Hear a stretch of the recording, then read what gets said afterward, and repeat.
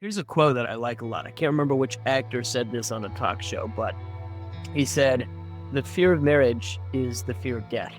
Because when you get married, every dream you've ever had of marrying someone else or, marrying somebody you haven't met yet, but you feel like is going to be perfect for you, all those dreams die. And you've got a hallway of 50 doors or however many doors, and you go through one and you shut it. And all the other ones you're never going to go through again. And it is like a death process. Then he says, but then you go into a new hallway with doors never before available to you, which are way better. Kids and memories and all this stuff. And so with all of that, I think you have to let part of yourself die. I think you have to let go of all those dreams, which I think the longer you're single, the more those dreams are what you have to cling to for hope for the future. And it's hard to let those things go. Hello, everybody. My name is Diana Brown. I am here with my good friend Mallory Everton, and this is The Soloists. And today we're talking to a new friend that I met a couple weeks ago at a birthday party. The friend is Scott Anderson, who we're going to introduce in a moment. But first, I actually want to talk about this party because it was a little bit funny. So it was a friend from BYU. Apparently, he asked ChatGPT, "Where's a great place to host a birthday party in Washington, D.C.?" And it told him the View, which is like a rooftop bar. So he ends up gathering like 50 Mormons who just overtake this rooftop bar. We're like completely blocking the bar and no one buys anything because nobody drinks. In my defense, I got a Diet Coke. I got a tonic water like I usually do at the bar, and every time I've ever gotten tonic water, they give it to me free. They're just like, "Sure, here, I'll hook you up." And this guy charged me for it, and I was like, "Wait, really? I've always gotten tonic free." And he's like, "I've always paid for it." I'm like, "Okay." And then, I was not gonna not get it at that point. He'd already filled it up, and then I learned it was $10 for a tonic water. And so I went through with it, but I didn't buy any more. That's for sure. Yeah. $10 for a rooftop tonic water in Washington. View of the White House, it was worth it. Really, for one of John's parties, it was worth it. That guy could throw a party. One of his many great traits. He can. I'm slightly sympathetic with the bar because I think we drained all their profits for the evening. But Some other people were sympathetic as well. I heard that sentiment shared. yeah. Anyway, nice to have you, Scott. Thank you for chatting with us. No, thanks for having me. This is exciting for me to be in a podcast. It feels like a big deal. It's a very, very big deal. Well, one of the reasons we wanted to chat with you is because you were the winner, one of the winners of season 2 of Provo's Most Eligible. And for the listeners who aren't familiar with Provo's Most Eligible, wow, it was a YouTube reality show made back in 2019. I think there was a season done in February and a season done in September, pre-pandemic. That was basically Provo, Utah's version of The Bachelor. And it was like an independent effort. This means that all the contestants were LDS or very closely LDS adjacent, and they were really young, like 23 and under, and the majority of them were students, and everything appeared to be shot in Provo or Orem. Any other orienting things that you would add if somebody hasn't heard of this show? Scott? I would say the original name was Bachelor Provo. Mm-hmm. This is one of my favorite fun facts about it that I like to share. The show got enough traction on YouTube and on social media circles that the Warner Brothers legal team reached out to them and said, because Warner Brothers owns the real Bachelor, and they said, "You guys have to change your name. You're copying us and you're too similar." And so that's why it switched to Provo's Most Eligible. That's flattering. It's flattering to get threatened that way, I think. Yeah. So, Scott, can you tell us, why did you want to go on this show? I've always had a hard time with reality TV, just like suspending disbelief. I can't get past the very obvious fact that these are people who wanted to be on television. You know what I mean? Or become YouTube stars. Admittedly, like, the first thing that comes to my mind is like, why? Why are people doing this? And I'm curious, what your motivations were and if there were mixed motivations. Well, you hit the nail on the head with the key attribute of people who are on things like this. They want to be on there. You don't fall onto a reality TV show by accident. And there's definitely a part of me that wanted notoriety. And that part was fun. I'm glad I got a little small taste of what that was like. But really, also, I thought this would be a really fun way to meet somebody to date. I mean, what a unique story if it ended up working out. And then I knew Remington. I was loosely friends with him through YSERV at BYU. And anyway, I Remington was thought the host, he right? was the host, yes. Yeah. And what a production he put together. And yeah, it just seemed like a really fun, unique thing to be a part of, where I could meet some people that I wouldn't meet any other way, and then maybe find somebody to be in a relationship with. And so those were my motivations. Mm. Why do you think we want notoriety? You know, you can speak about your own experience, but then just more broadly, and I guess you spent time with a couple dozen other dudes who also wanted notoriety of a certain kind, perhaps. Why do you think we want that? What's appealing? This is making me think of a quote I heard recently, that a sign of parenting is that your kids have no desire to be famous. And I think I think it's something about me, not about my parents. I had great parenting, I think, but I think the desire to be well known, like a lot of things, stems from insecurity to some degree. And I really crave validation. Always have, but only recently have started to really recognize that and start to mature a little bit in that way. But I think I definitely wanted public validation that I was a fun. I will say, I think I want to have opportunities to meet and connect with an audience and a large amount of people. I like having a lot of friends. Growing up, I had a lot of friends. Didn't feel like I had any really close, deep friends, which looking back, I don't know if that was a worthwhile trade-off, but that's just how I was. And anyway, maybe I've strayed a little bit from the original question, but those are my thoughts that kind of came to me as I considered it. But I mean, it was good. I still have friends that I am close with that I never would have met had I not thought to be on that stage. And so I'm grateful I did. Cool. I really appreciate your honesty about that as well. I think it's refreshing.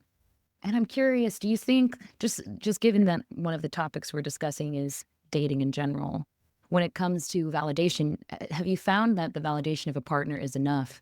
Or is it more like you need validation from everybody? Because sometimes I have struggled to answer that question. I guess this is a disclaimer I can go ahead and give for the whole episode here. I'm speaking what my perspective is. However skewed it may be by my own experience, I'm just going to say things the way I perceive them, and maybe I'll learn something. Maybe the listeners will learn something from that. Maybe you guys can teach me something by dissecting that. But in my experience, partners actually haven't been that validating for me, because I'm someone who, maybe like a lot of people, maybe like a lot of single people, wants what they can't have. And so when I am in a relationship, I feel like, okay, I've achieved the goal, so to speak, and now there's no challenge here. Or maybe the challenge is different. I feel like I don't have to strive for attention.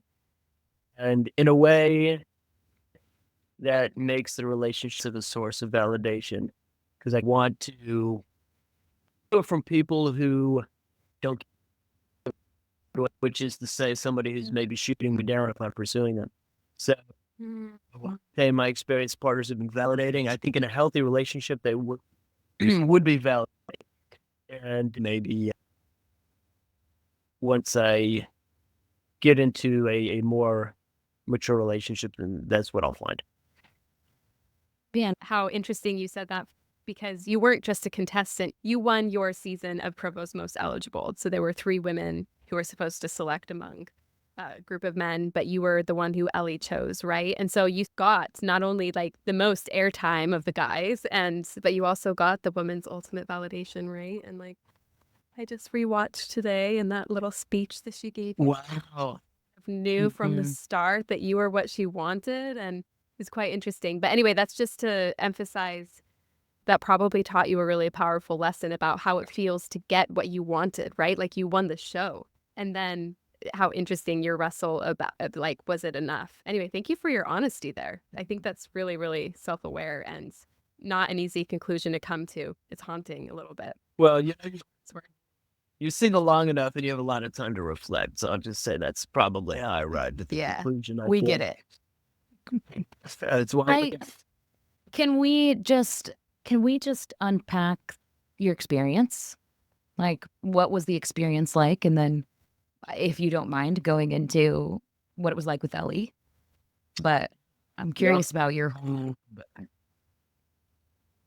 Well, I didn't know what it was going to be like. I knew it was going to be exciting, though. The first night we were going to film was a Monday night, and the Sunday before was Fast Sunday. So, I did my fast, whatever. And then I was so nervous about how the first day of filming was going to go. Because I knew, so we had 30 guys, 12 of them were going to get cut into one. And I really wanted to make it through. And so I was so nervous about how I was going to play it that I got done with Fast Sunday. And usually, of course, I'm starving. And I couldn't eat. I was so nervous. Didn't eat for another 24 hours. Didn't eat for 2 days before the first night of filming because I was so nervous about it. And I didn't know what to expect. Anyways, that's what I went. That was my mental state heading into the first episode, which actually went well. I think I made a good first impression. As you said, Ellie made the comment that she had kind of picked me up from the beginning, and I think a lesson I learned there is a first impression. It really can carry you a long way in some situations. But it was fun. It was like a bunch of dudes chilling. And occasionally we'd get pulled out to go in front of a camera and say something that we had some time to think over. So very few things from the show were totally spontaneous or natural because often you had some, think about what you were going to say. And then you had your time on camera, you said your bit or talked to the girl, and then you went back and hung out with the guys the rest of the time. That was what filming an episode was like. Filming the one-on-one date episodes, of course, were a little bit different, but they followed the same pattern of hanging out off camera and then getting ready for her time in front of the camera and then taking another break after it. So it's always set up. But it was fun. Got to meet a lot of people, maybe 1%, but to a very small degree, get a little bit of a, actor's experience and what that is like. And it was totally different than anything I'd ever done, and it was really, really fun. So I would say that's what the overall experience was like.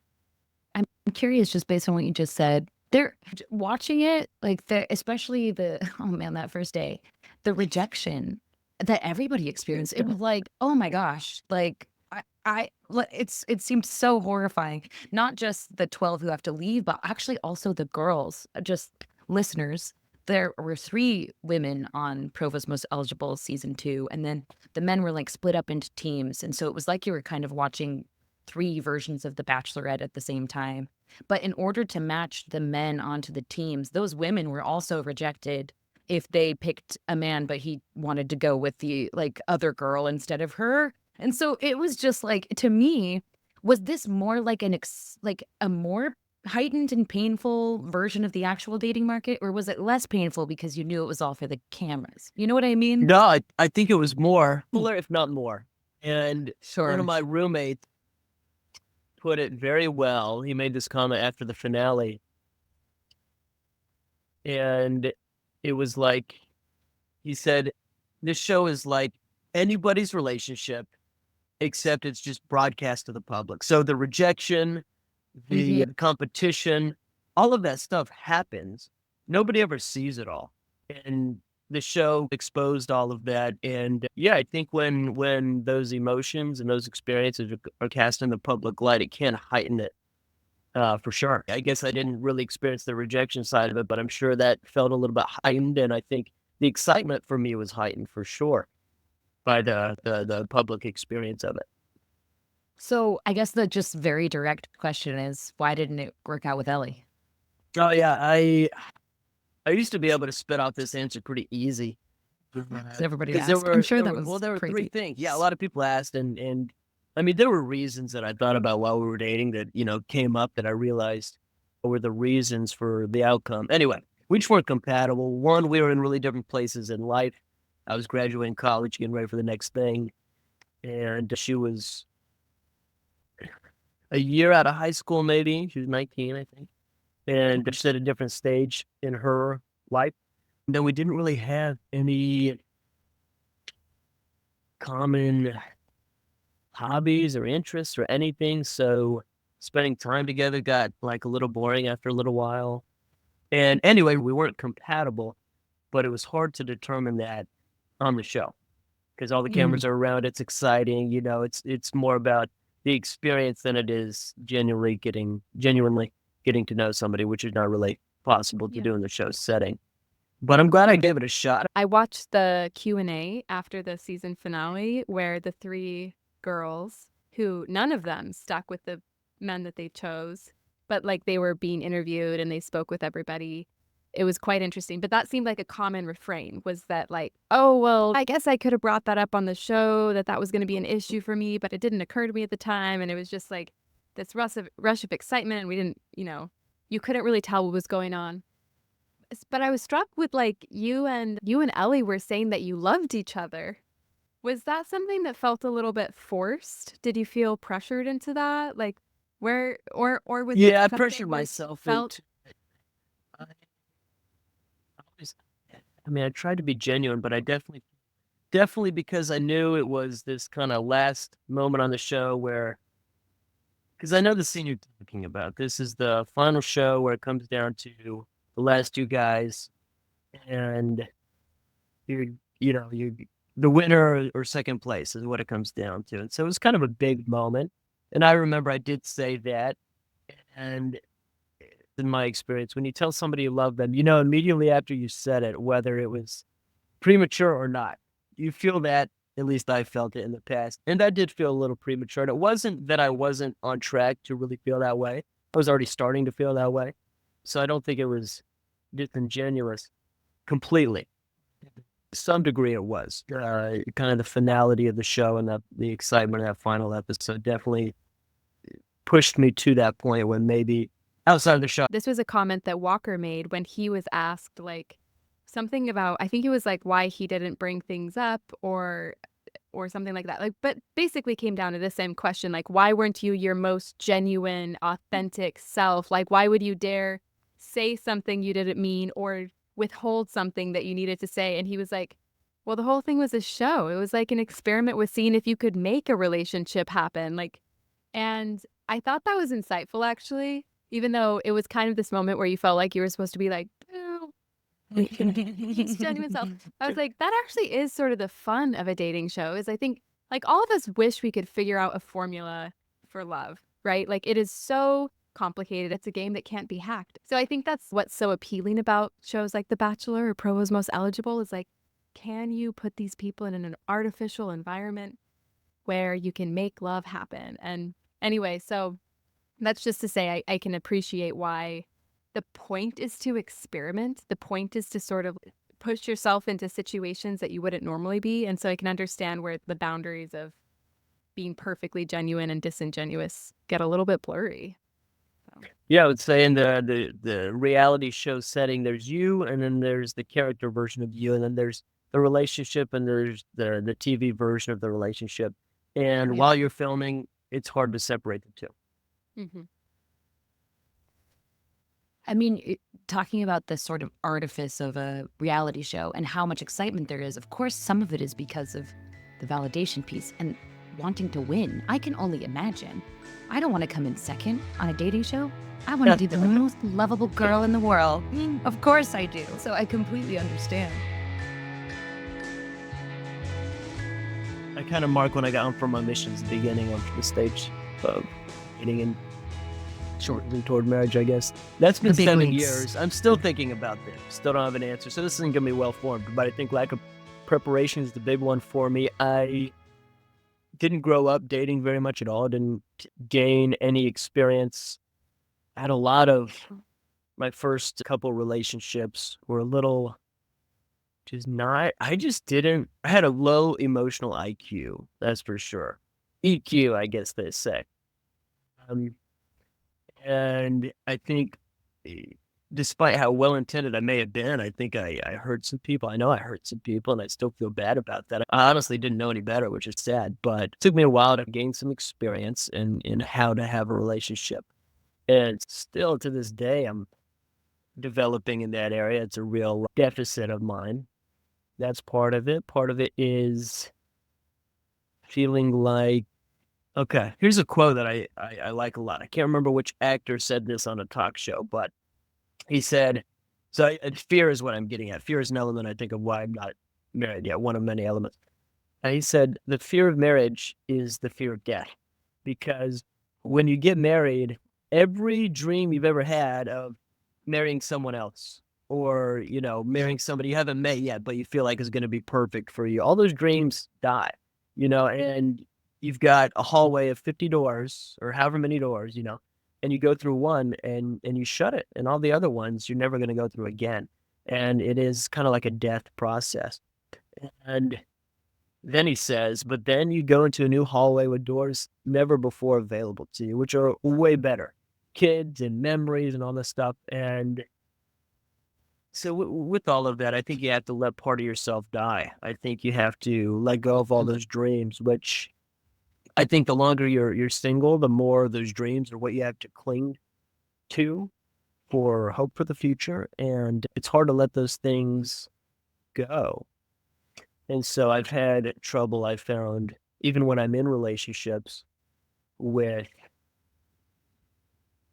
feeling like, oh, am I confining myself to something that may not be as exciting as other opportunities I haven't explored? I have a hard time feeling content and not letting my mind kind of wander to feeling like there's something better out there. And that is a fear that I think is hard to overcome. I don't think I've fully overcome it yet, but I got to bite that bullet at some point and close the one door to open up the 50 other better doors on the other side. Then opportunity is part of it. I've met a lot of great girls, but it's sort of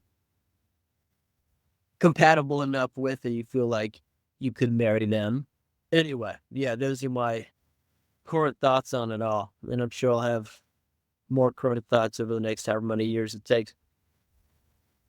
You're just tremendously self-aware and honest Yeah. about things that I think are so hard to be honest about. And I relate a lot to what you just said. I think that one of the things that has been hard for me in this area, and I think this relates to the image thing as well. Now, I'm not an Instagram image person. Like I said, I'm not like a selfie posting person, but I do think that I've made myself an idol in other ways.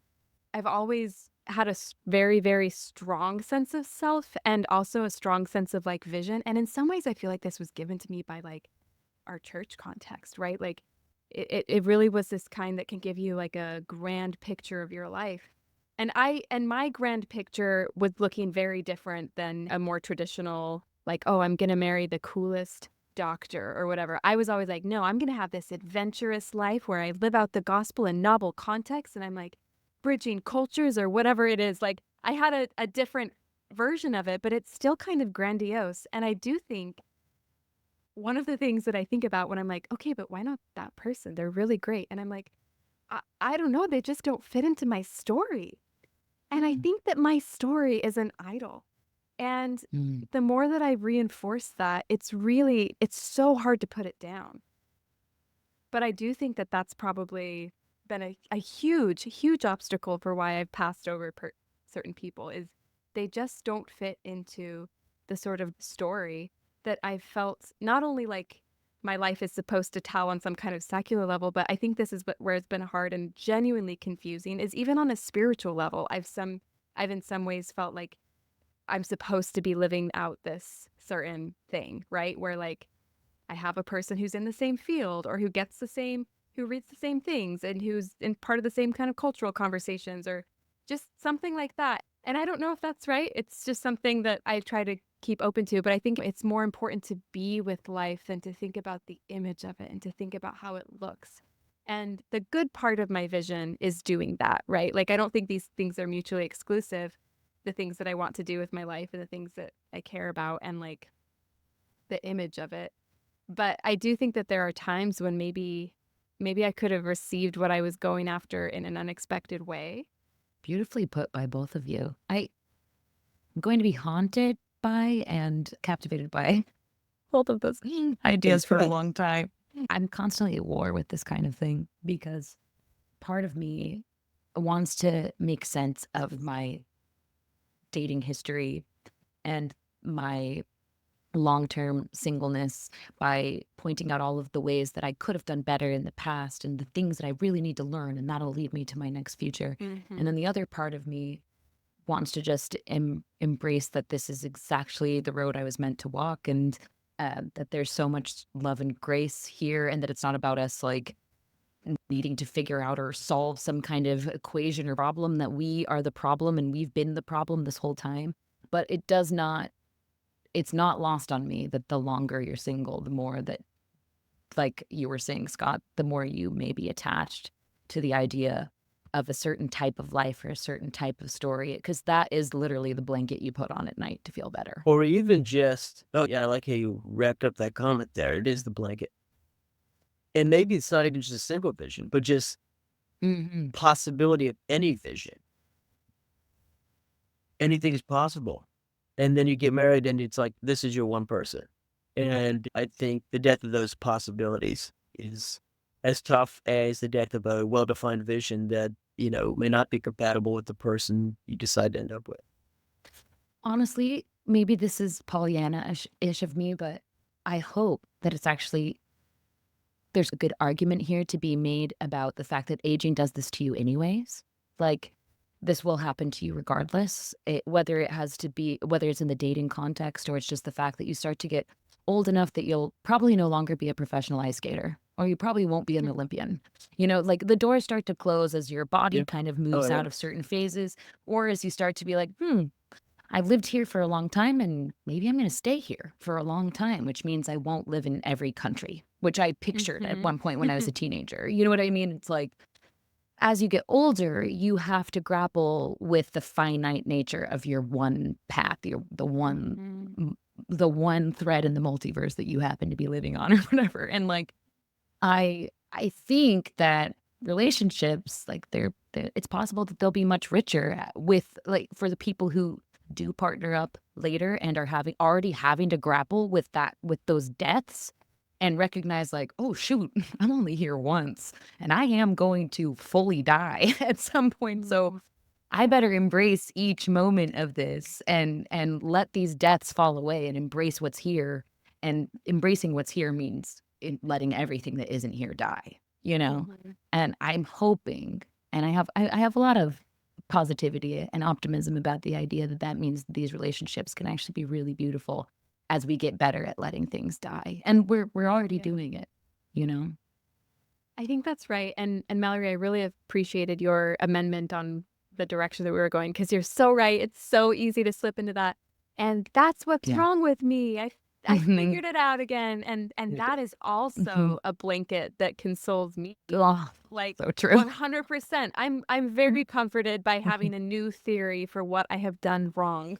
And so I appreciate you for like jogging out that pattern. It's not very helpful, as you're pointing out, to develop these causal stories. We don't know why things happen. We don't have proof.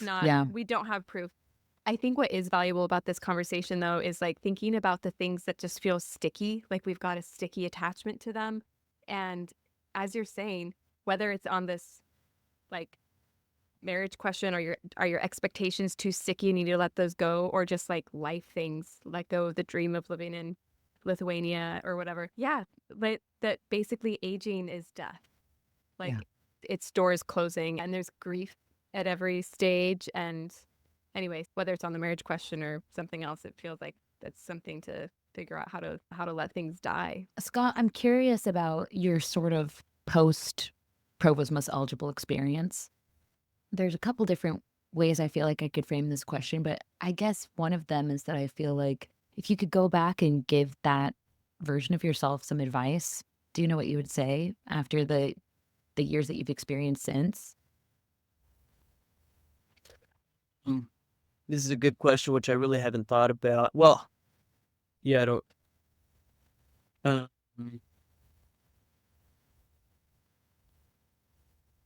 Would that version of me even listen to any? Maybe the real question I've had in those, how many years has it been? Almost 5.5 years. The hardest part of my life in that time, I mean, most of my, let's see,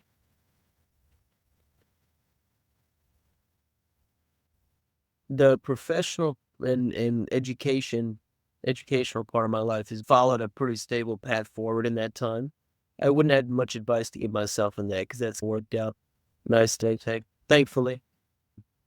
The part of life that has been hard for me is relationships. And the reason I kind of mentioned that professional part for a minute is because a lot of people will talk to me or catch up with me after a long time and they'll be like, wow, that part of your life must be hard for you. And I'm like, that part of my life is so stable and doesn't cause me a lot of stress. But I've had so much stress and anxiety over the last 5 years in terms of relationships. I mean, at times a consuming amount of it. And that has been the part of my life that really drives my well-being more than anything else.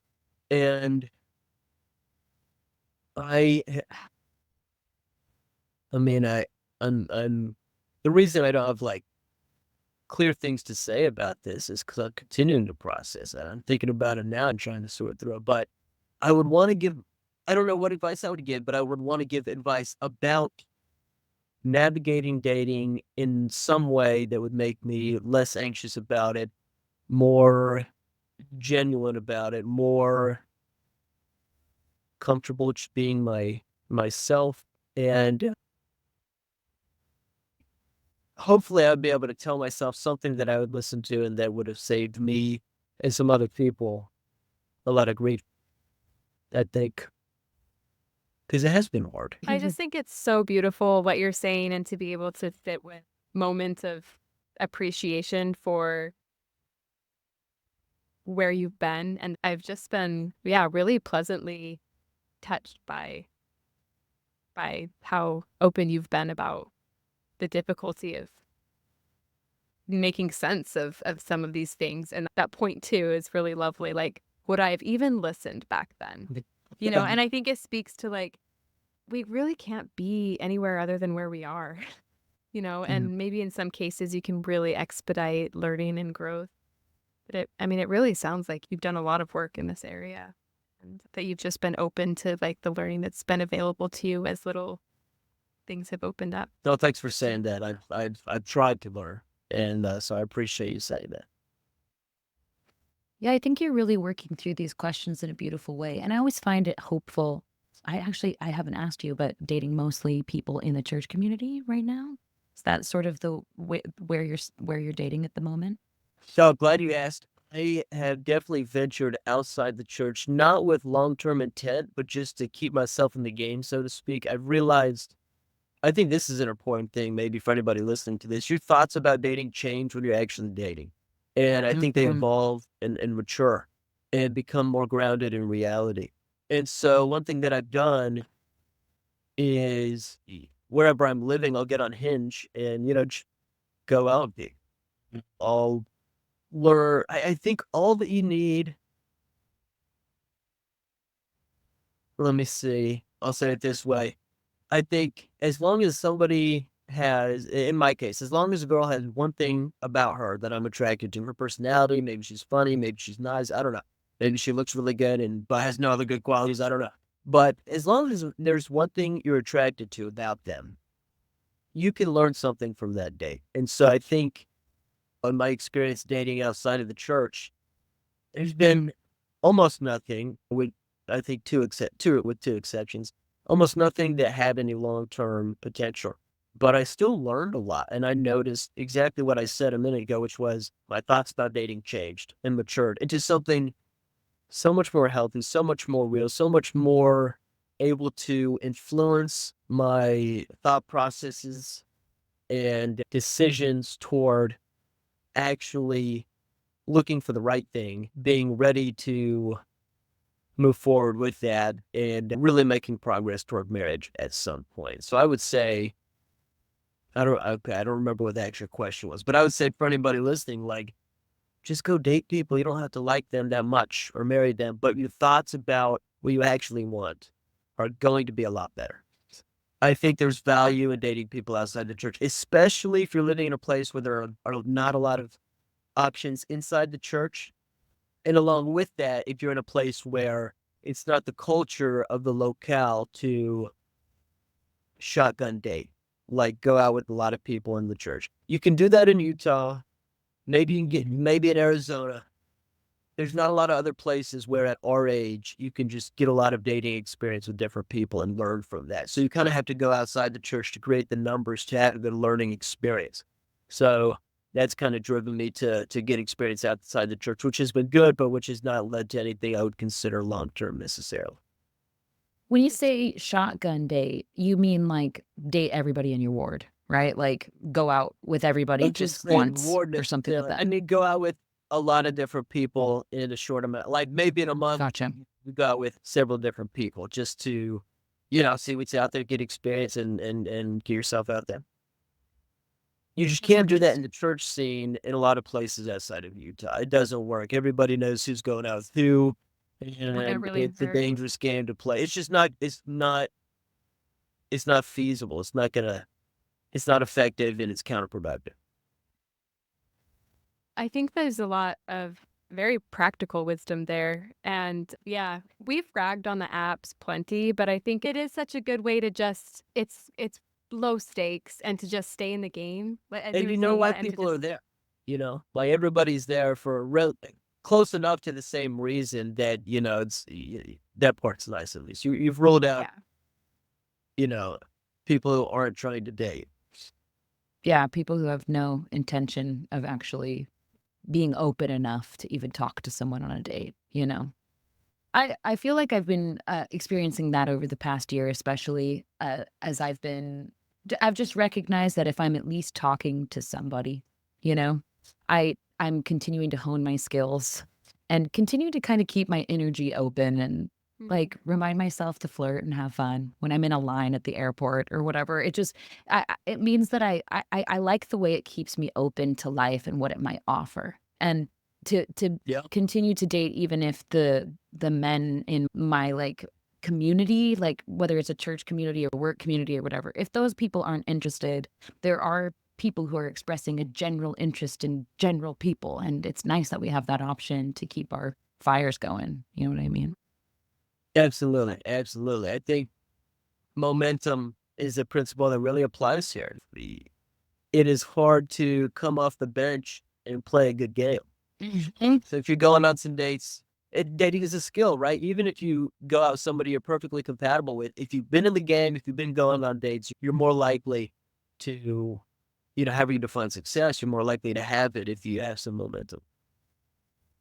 Totally agree. This has been so great. And we arrived at this question before we hopped on our call as like a really good one to ask, where you made this comment about how it's just a question for our podcast where you were like, I'm not really in the business so much of figuring out how to maximize my happiness as a single person and how to thrive.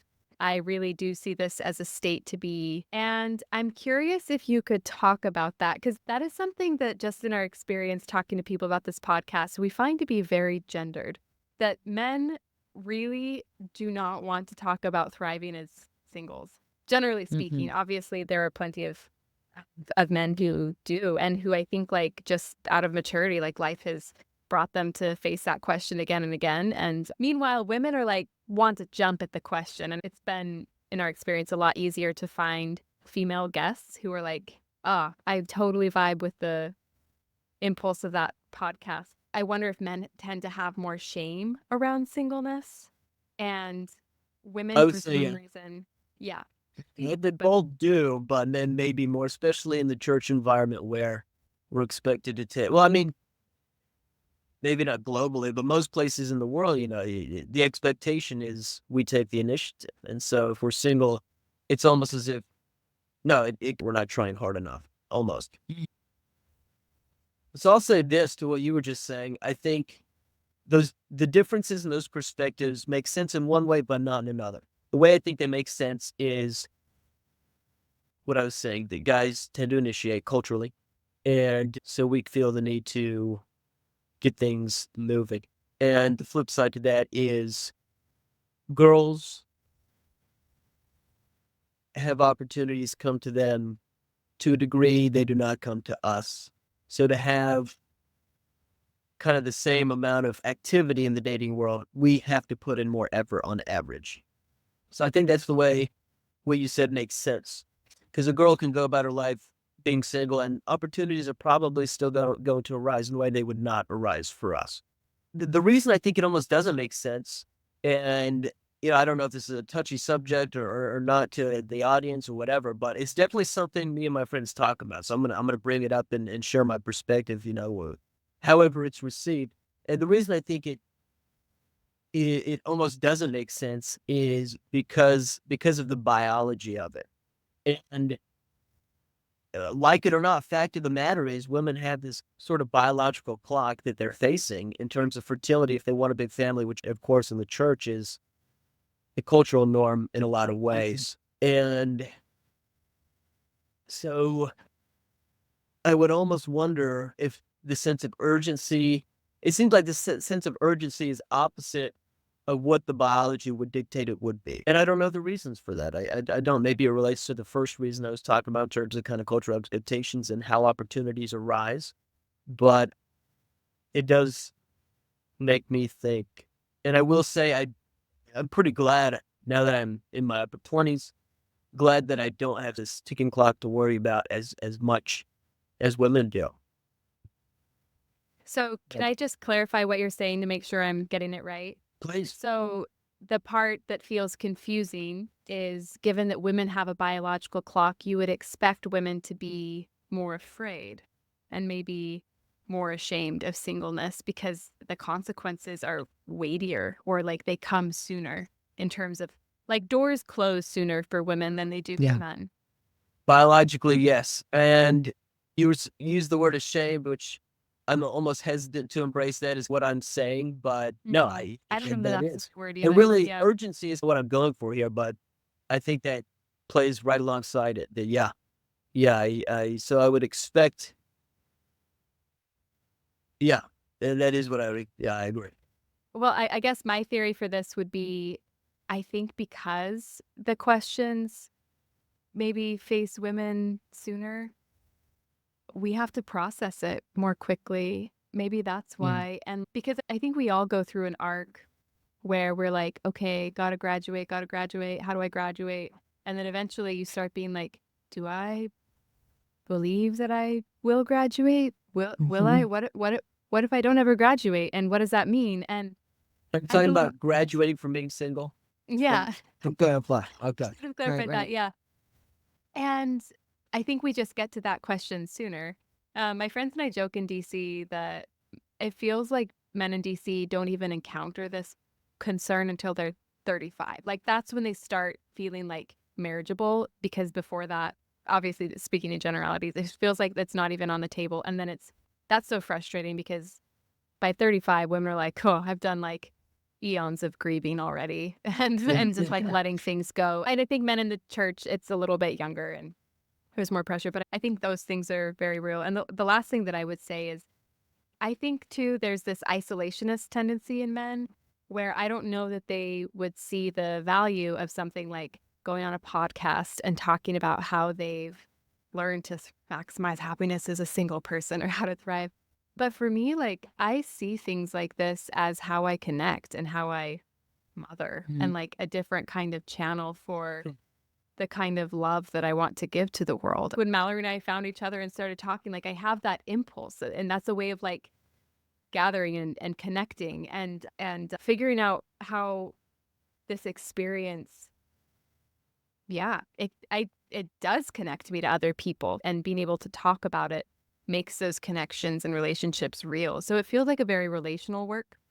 And so I guess sometimes I feel for men because I don't know that they always have that vision. Obviously, I know we're speaking in great generalities here, but I do see a little bit more of like an isolationist approach and that men stay longer in a state of like, what's wrong with me? And also, I'm just going to keep this private because it's kind of embarrassing, and that they don't really think about as often about the connection piece that it offers them. Yeah. I mean, I feel too like it's so clear even just based on your responses, Scott, that like seems very likely that men in the church specifically, but maybe just in most sort of Western ideology, society, like that you feel very responsible for your singleness. Like you were saying, there might be an extra pressure because it feels like, oh, I must not be trying hard enough. And that inverted for women seeking heterosexual relationships, at least, is like, I don't have any control. I think like the idea that like my awareness that my clock is ticking will give me more urgency, which makes me quote unquote more attractive somehow, feels like a total pipe dream. If anything, I am aware that people see me as dying fruit on a tree that they don't want to pick. And so it's like, I feel like whatever pressure like somebody might be feeling on the male side of like, oh, I've got to get in there, I've got to work harder. I think women might feel even more like I have even less control if I ever had control. What I mean? So maybe giving over to God and the universe and their hobbies and gardening and buying a home and starting to breed puppies or whatever is like our version of just like, I'm going to roll with this because I don't know that I have control.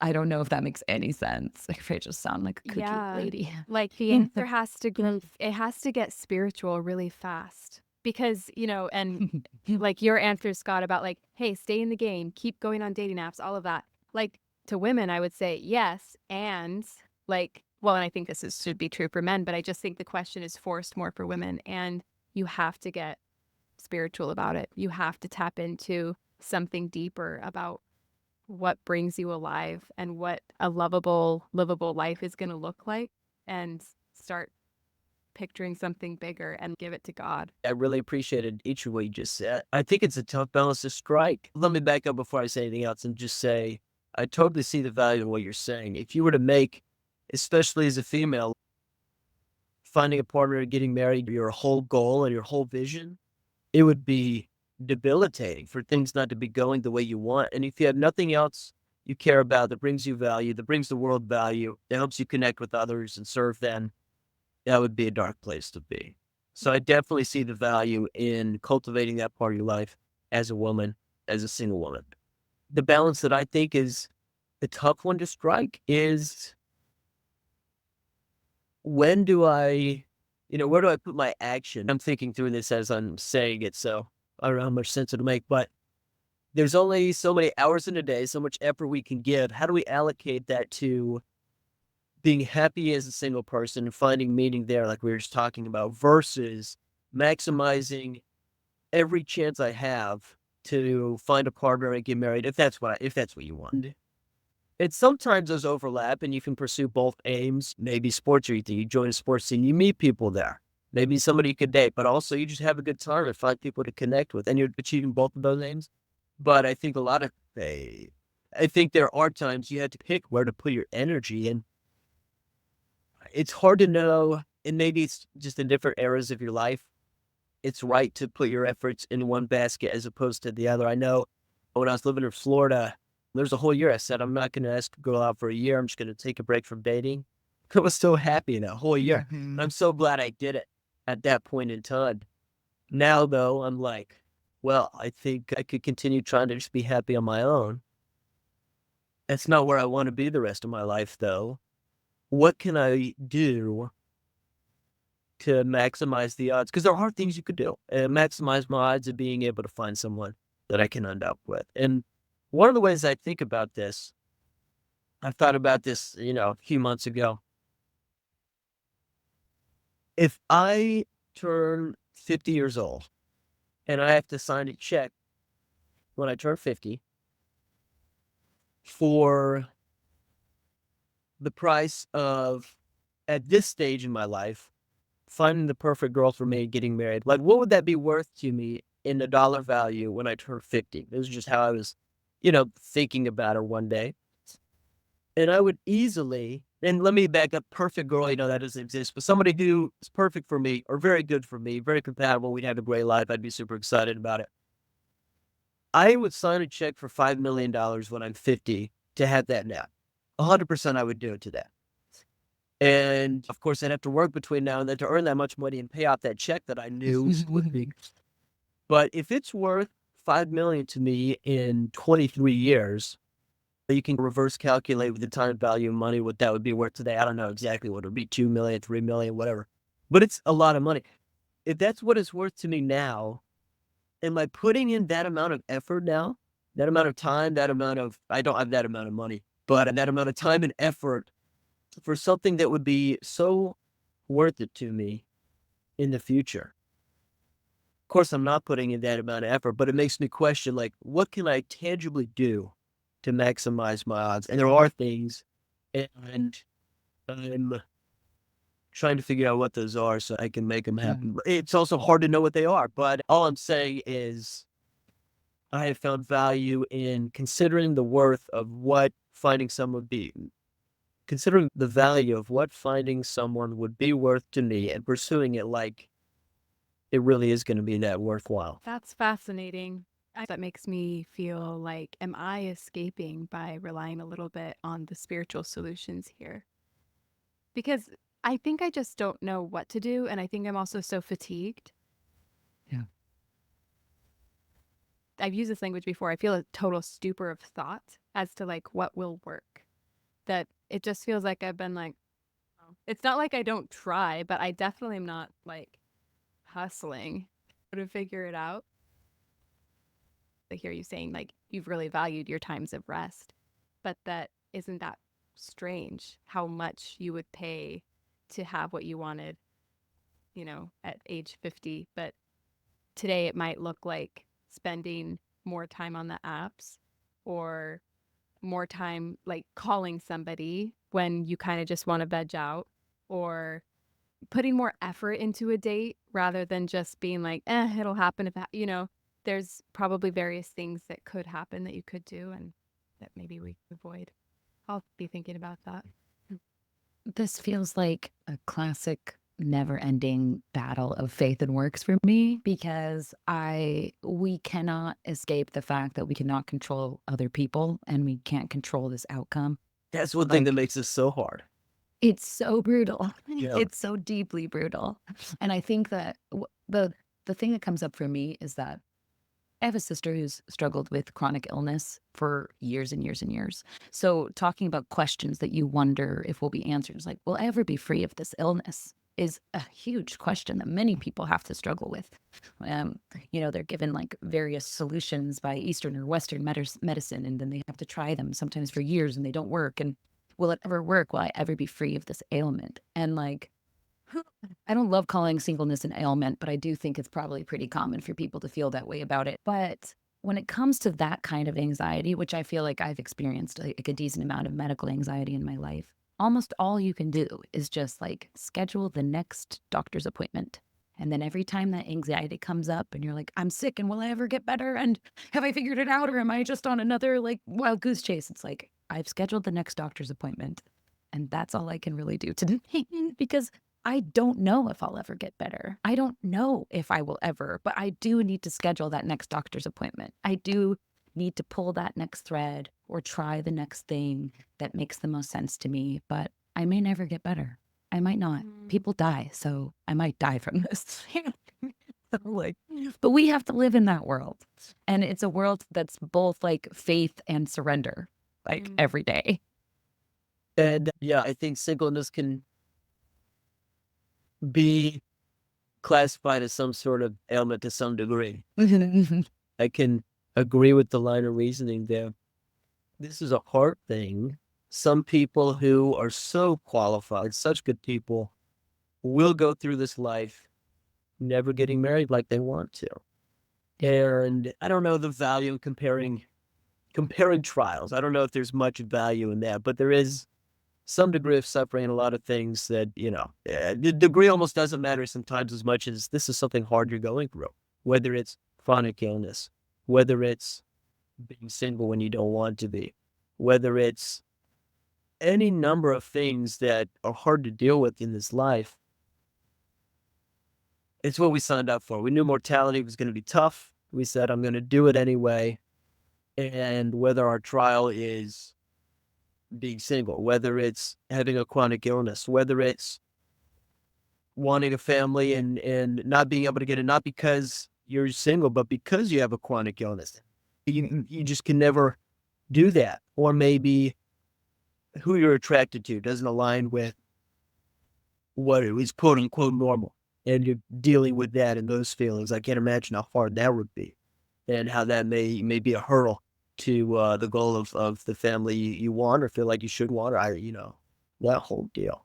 And there are a lot of hard things, and that's what we signed up for, and sometimes there's not like something to say that makes it all better, but anyway, you can say that at any point in time with what's going on in the world today, dot, dot, dot, because there's always crazy stuff going on.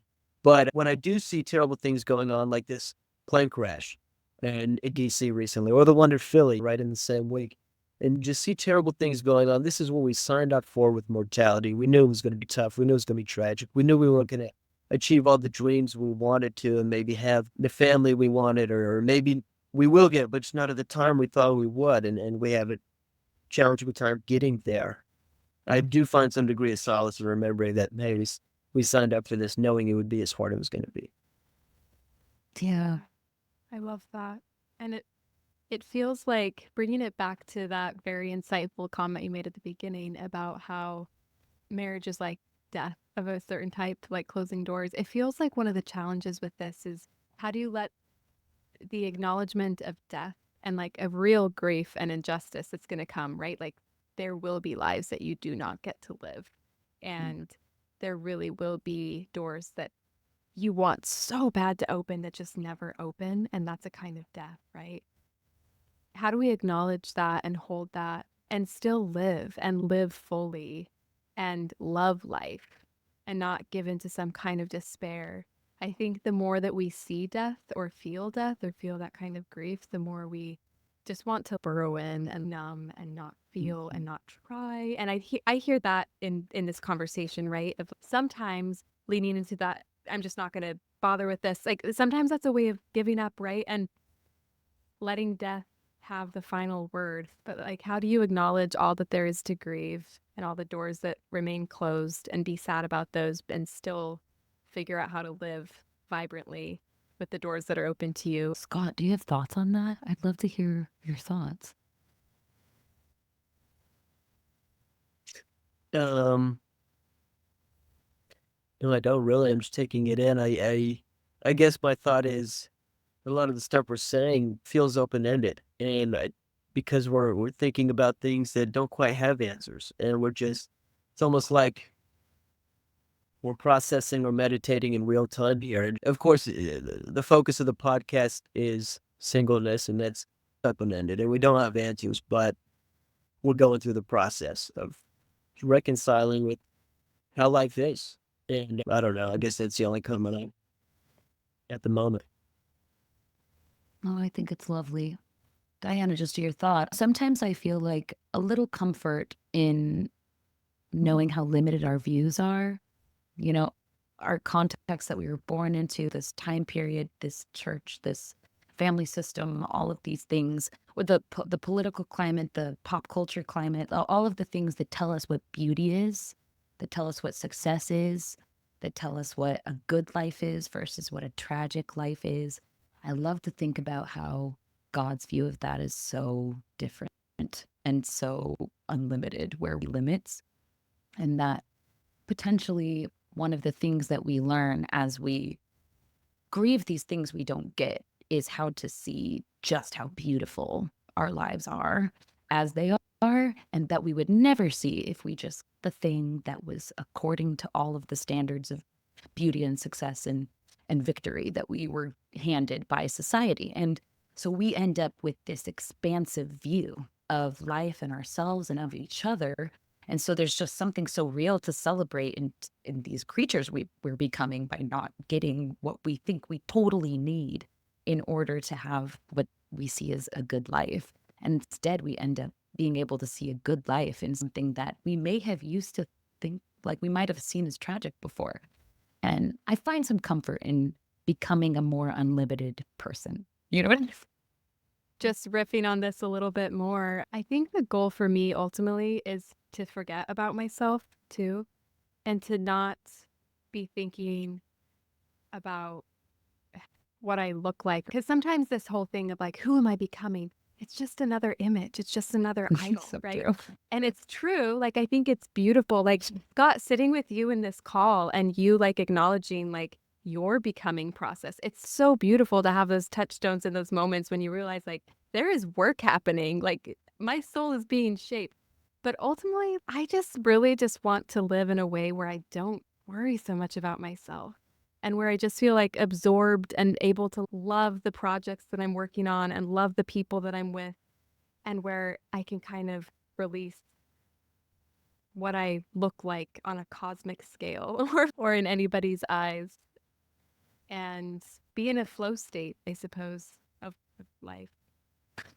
It's so interesting that you say that, Diana, because I've heard before that one of the issues that we have in Western culture and Western spiritual ideologies, even, is that we have so much self hatred and shame Mm. that it's very difficult for us to healthily forget ourselves because we have to first be completely enough and be totally whole and not need to add to our substance or accomplish this whole checklist before I'm we'll glad find like, I'm no. glad it's all of Western culture, not just me. That's weird. No, yeah, you're not alone at all. That it's like sometimes the work of recognizing first our own beauty and enoughness is like a little extra half baby step that maybe Westerners need to take before they can forget themselves. It's like you have to love yourself and then you can forget about yourself, but you have to love yourself first or else you're going to just try to get love from everybody else.